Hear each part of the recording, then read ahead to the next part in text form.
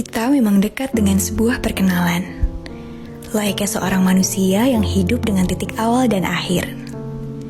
Dan itulah pertemuan yang pada ujungnya memang harus akrab dengan perpisahan.